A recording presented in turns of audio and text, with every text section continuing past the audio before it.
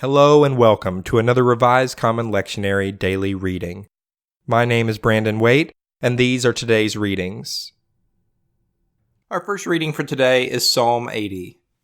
Give ear, O shepherd of Israel, you who lead Joseph like a flock. You who are enthroned upon the cherubim, shine forth before Ephraim and Benjamin and Manasseh. Stir up your might and come to save us. Restore us, O God. Let your face shine that we may be saved. O Lord God of hosts, how long will you be angry with your people's prayers? You have fed them with the bread of tears and given them tears to drink in full measure. You make us the scorn of our neighbors. Our enemies laugh among themselves. Restore us, O God of hosts. Let your face shine that we may be saved. You brought a vine out of Egypt. You drove out the nations and planted it. You cleared the ground for it. It took deep root and filled the land.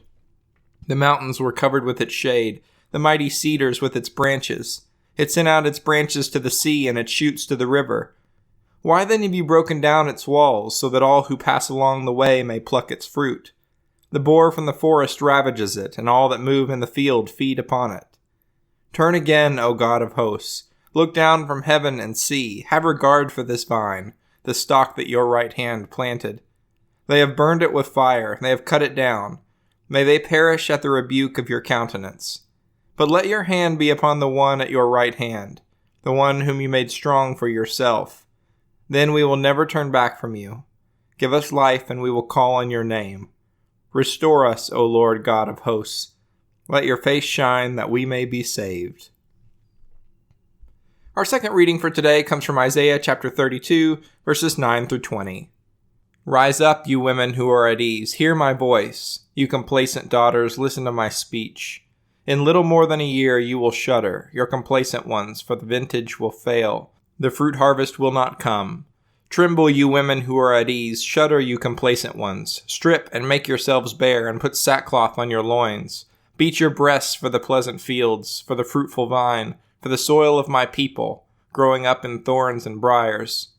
Yes, for all the joyous houses and the jubilant city.